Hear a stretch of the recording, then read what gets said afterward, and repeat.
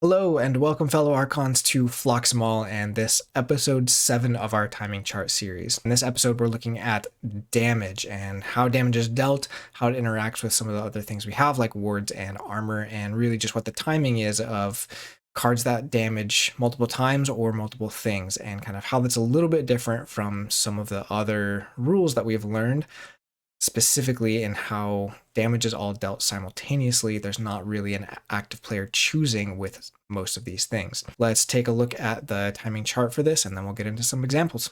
All right, so let's talk about damage. So to begin with, very high level, each creature that we've been seeing has a power level. That power level is indicative of two things. One, how much damage the creature deals when it fights another creature. The second one is basically how much health the creature has. And this power can be, adjusted by different things. There's +1 power counters. There's now minus power effects in Grim Reminders.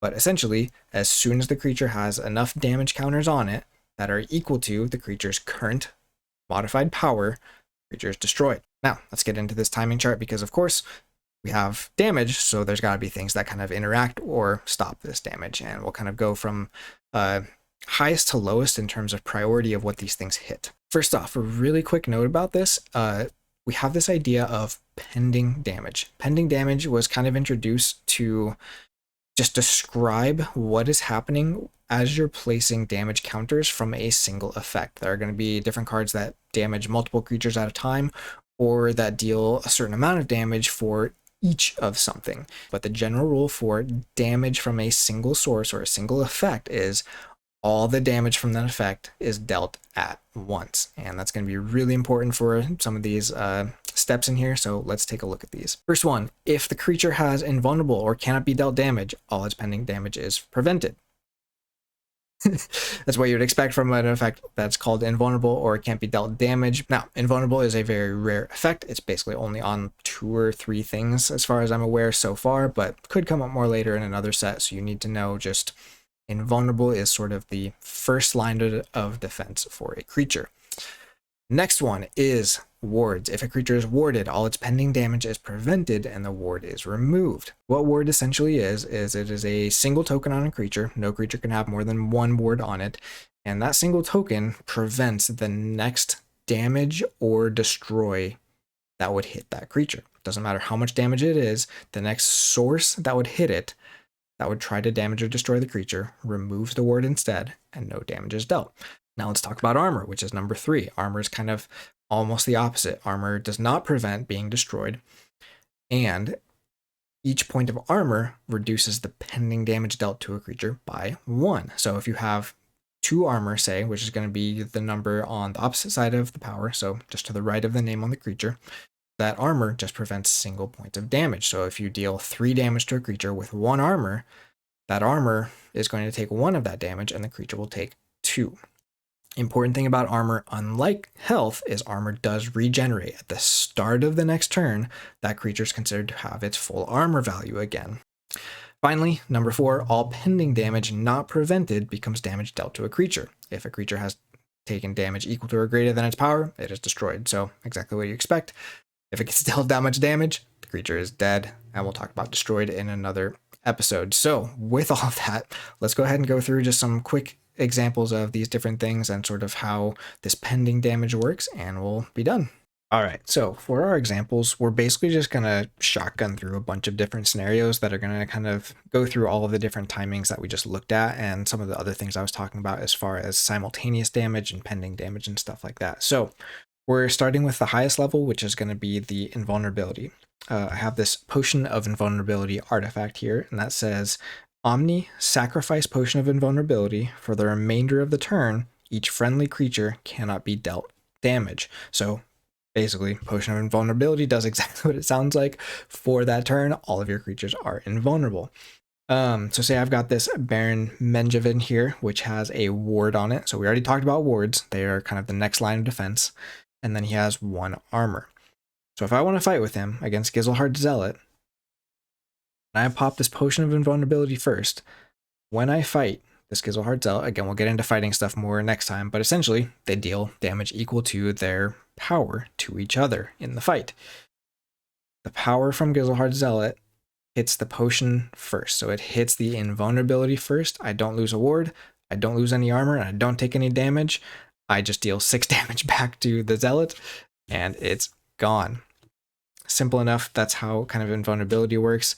It is first line of defense. It stops everything else that would happen. Doesn't hit the ward, doesn't hit the armor. It's just there. So now, let's say this Gizelheart Zealot is warded, not just my own creature.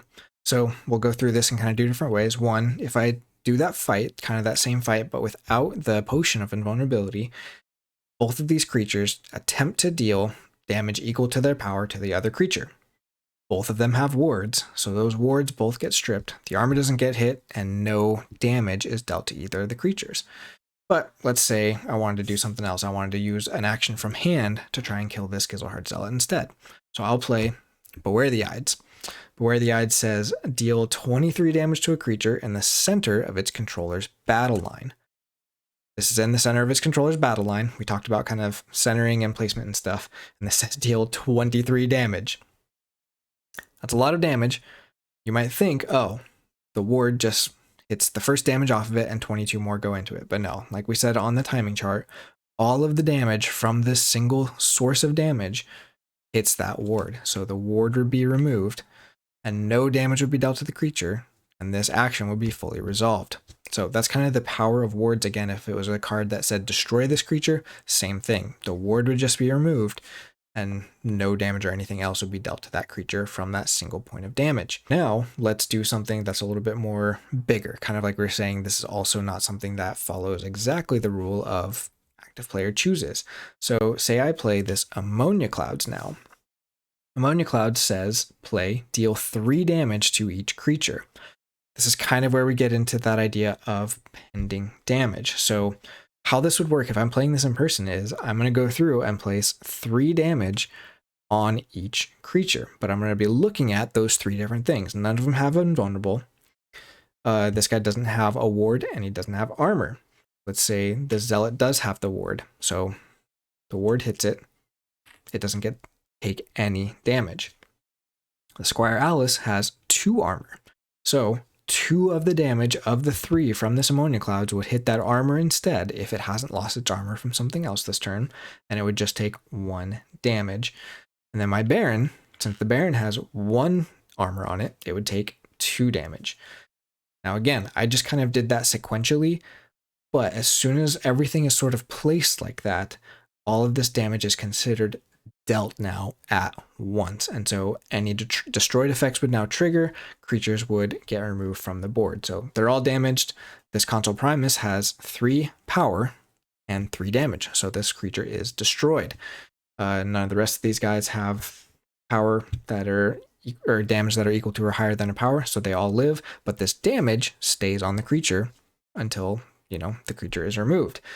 Next thing to note is at the start of the next turn, this armor comes back. So Squire Alice goes back to needing to take 3 damage to be destroyed instead of just a 1 more because I couldn't quite get that last damage on it. Okay, so now for this next one, we're going to cover just a couple different things. Let's say this Gizelheart Zealot gets warded again. It's just, we just can't get rid of it.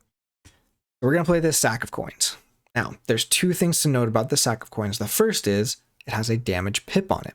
It's been a while since we talked about damage pips, but one thing to note on them that makes them very strong is they are not considered the same source as the play effect. So with this card, this is a card that is dealing damage, that damage pip can actually hit any of these targets. If it hits one of these 2, it hits the armor. If it hits the Zealot, it actually removes that ward before the effect of this goes off. So you can see on things like board clears and stuff, having those damage pips can be really important for getting that extra reach to kill warded creatures. Sack of Coins, though, is another interesting card just on its own, even without a damage pip, and how it interacts with this. So it says, play, deal 1 damage to a creature for each amber you have. Now, let's say I've got 2 amber, and when I play this again, if we're actually going through our pips or whatever, I'm going to gain 1 more amber. That damage pip, maybe I say that damage pip just hits a damage off the Squire Alice, just for the example, and then I'm going to do the play effect. Deal 1 to a creature for each amber you have. Now, the wording on this is interesting because it sounds like you might be able to say, I deal 1 damage for this amber, and then another damage for this amber, and then another damage for this amber, in which case you'd get 2. That's not how it works. Again, damage dealt from a single source like this play effect is all dealt simultaneously. So what you can do is you say, I have 3 amber here, so I get to deal 3 damage. I'm going to, again, place that pending damage, 1 for each of those damage pips, or amber pips. And let's say I want to do it 1 here and 2 here. Well, we can already see from our timing chart, the 1 that would go here hits the ward, and the 2 here hit the armor. But it wouldn't matter if I did 3 here, or 2 here, or 1 here. All of that damage would hit the ward instead of the zealot. So a card like this, even though it might sound like you can kind of do a ping, and then a ping, and then a ping, it doesn't actually work that way. All of that damage happens simultaneously. Now, let's look at a card that actually can get past wards, and that is Phalanx Strike. So, Phalanx Strike is one of the really unique cards in the game that is a single play effect that can actually destroy a creature that is warded. Say I have these 4 creatures, and somehow I also have a Sorry in action in my hand. So if I play this Phalanx Strike now, Phalanx Strike says, play, choose a creature, deal 1 damage to it for each friendly creature. You may exalt a friendly creature to repeat the preceding effect. So the first part of that, deal 1 damage to it for each friendly creature. Just like we saw with Sack of Coins, I have 4 damage that I get to deal to that creature. It's not dealing 4 single instances of damage. It is basically saying I have 4 damage here, and I choose to place that on Gizelhard Zealot. As soon as I kind of allocate that damage there, all of that damage is prevented by the ward, and the ward goes away. But Phalanx Strike has basically a second clause to it. You may exalt a friendly creature to repeat the preceding effect. So the way that that's worded, you know that the first instance of damage has already occurred. So I'm going to exalt a creature and then deal another 4 damage to Gizelhard Zealot. That damage actually goes through because the first damage already hit the ward. Again, this is one of the rare instances this happens. It doesn't happen hardly at all unless you have, like I said, a damage pip on the card to strip the ward.